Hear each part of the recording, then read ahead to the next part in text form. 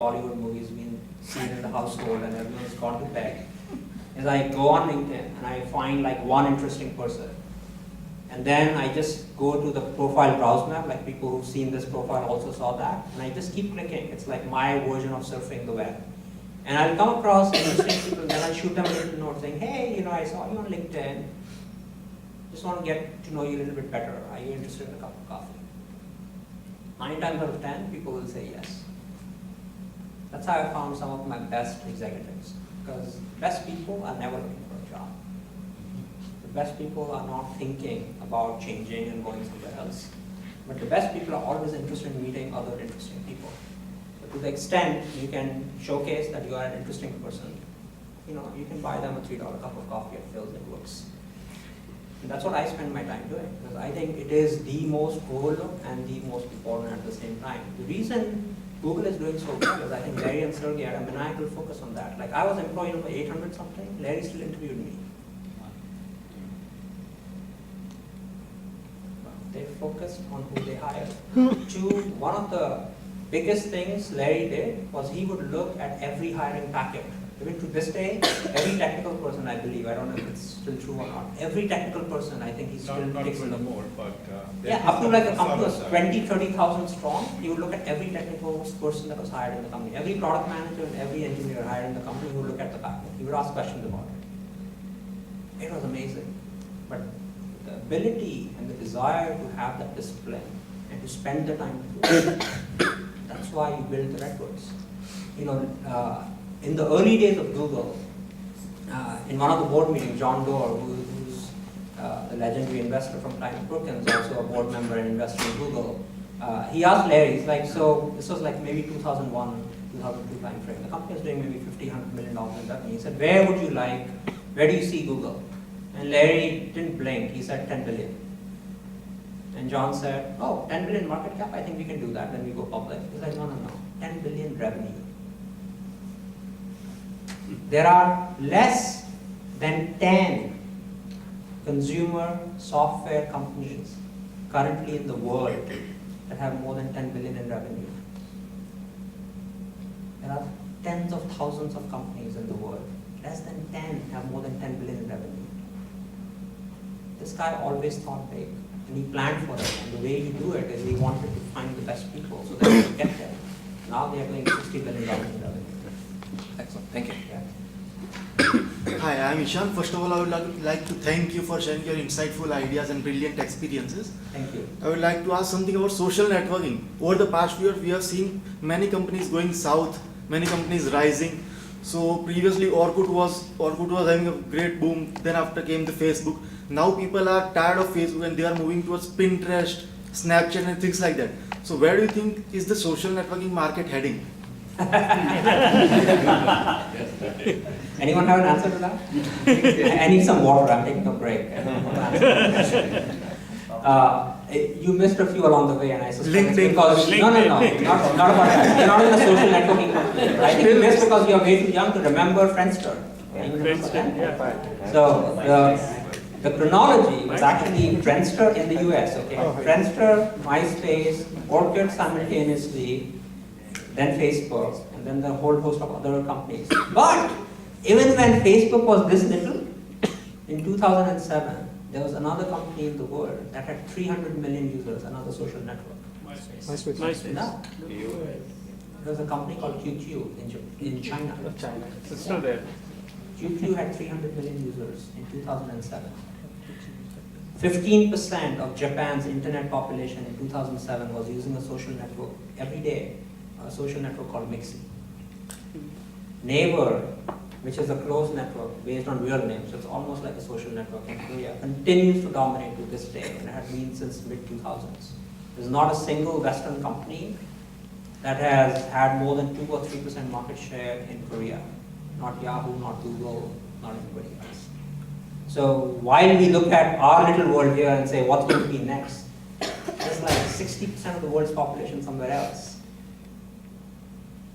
2 years ago, this company did not exist. Today they have 600 million users. It's a company called WeChat. Okay, it's in Shenzhen in southern China. So there are all sorts of interesting things happening in the world. one thing, if my daughters would listen to me, which they are teenagers, they most likely won't. But anyone here who wants free advice is not just learn Mandarin, but go live in China for 2 to 4 years if your circumstances allow you to do that. It is at once the most vibrant, the most exhilarating, and the most dynamic place in the world. And if you're young, you should be worried because 30 years from now, you'll be working for one of them. You will, right? Just write it down somewhere. And so, if you can't beat them, you should join them. The way you join them is you learn what they're all about. That's why most of us came to the US, right, back in the day. Right, thank you.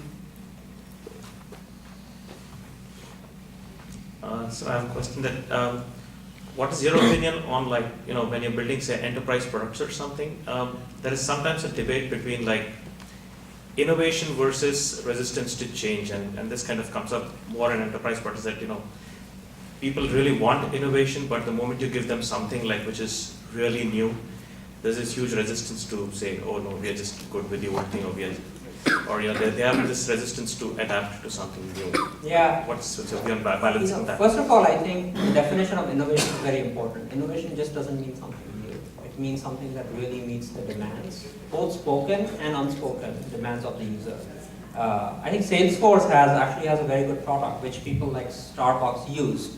And what that product does is it solicits feedback from the customers and the users and says, put in whatever you want, and then people vote it up or down. So we have vast majority of people coming in saying, it would be great if my barista, I'm making this one up, barista knew the moment I walked in, or I could pay with my phone without taking it out because it adds, and then in the morning, when everyone has to pay with a credit card, it adds up the line, etc.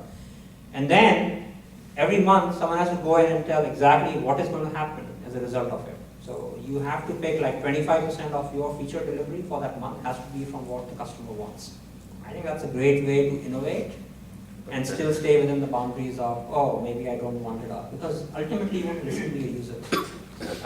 Another company that 2 years ago did not exist in China and today does more than $1 billion in revenue, actually does more than $2 billion in revenue in 2014.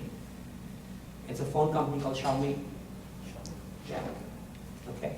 Xiaomi, every week, every single engineer has to go to the customer service queue, find the tickets that have the most, most commonality, and they have to fix it. They have no choice. That's what Lejeune, the founder, has mandated. It's like, we build this for our user, not for our personal pleasure. We don't do this because we think this is cool. Thank you. Hello, good evening. So listening to you, it seems you have worked with mostly bigger 500, Fortune 500 companies. They became Fortune 500 later. You landed up when they were in Fortune 500. My question is, as a newcomer to the industry where you talk so much about innovation, with the systems, like bigger companies have systems in place, innovation doesn't happen as much as in startups. How would a newcomer judge between? Yeah, again, I think the definition of innovation is very important.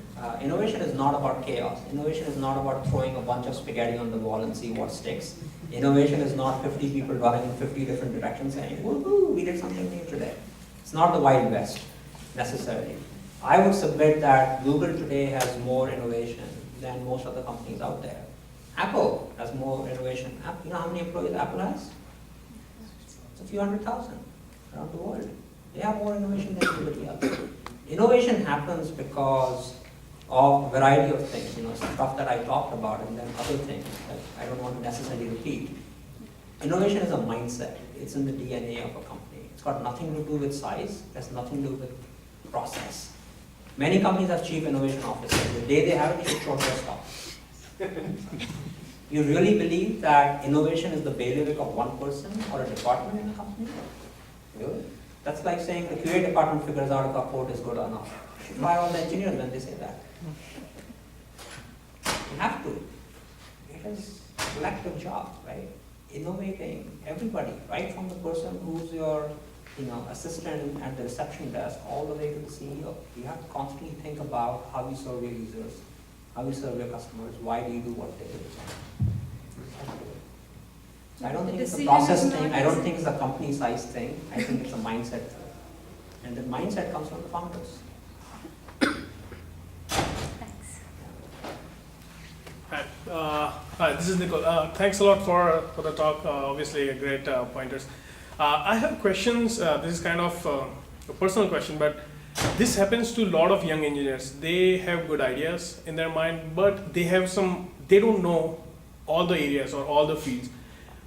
As an entrepreneur yourself, do you have any pointers how to fill in these black holes of knowledge where they don't know one area or second area, but they know how I want to design a product or what I want from the product, but they don't know how actually the third layer or fourth layer of this product's gonna work.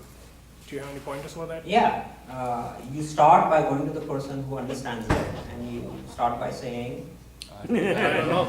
yeah, you have to be open-minded. One of the challenges is that we feel we have all the answers, especially as founders, because it's like, okay, if I tell my employees I don't know the answer to this, like, they'll run away, and it was hard enough to find them in the first place. Like, this guy is a dumb guy, I'm hitching my wagon to this guy, like, it's probably not a great idea. So, you have to be open-minded about it, one. So you can find answers to many things in life by just asking people. The second is you have to be willing to compliment yourself and say, okay, you know, I'm not the best designer in the world. I know someone who's a great designer. I can inspire them with my vision for what this product and this company is going to be about, and I bring them on board. And then you build a team around complementarity, and you're willing to listen to them and give them an equal voice in their areas of expertise. That is also important to do. The final thing is, you don't need to know everything about everything. This is a challenge that many folks have, especially people with MBAs, and I'm one of them. Okay. I used to think, okay, you know what, I need a class in finance and marketing and entrepreneurship, like doing a class in entrepreneurship, okay, I won't give the, you know, the metaphors, but like think about it. Entrepreneurship is all about doing. You really think you can learn about it through a book or a classroom? Now you can learn, you know, things that went south and how should you structure term sheets and all that kind of stuff. But I used to think like I should take classes in, you know, marketing, check, finance, check, sales management, check, entrepreneurship, check, like everything check. Then you soon find out like that's not what it is all about. You know, a good CEO is not someone who's done sales and done marketing and done product management and done engineering and is basically 150 years old. Right? Because to do all of these things well, it takes time. It's taken me 20 plus years to understand how to build amazing products. And along the way, I had tons and tons of help. It takes a long time to do it.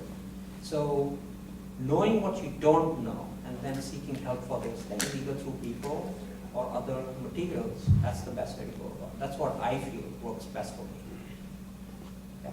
All right. Thank you so much, everyone. Thank you.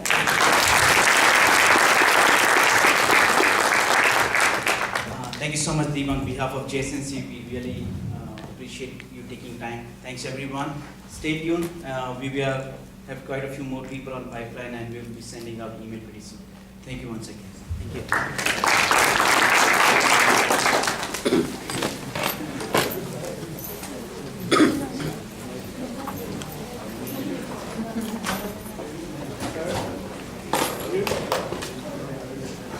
Hello.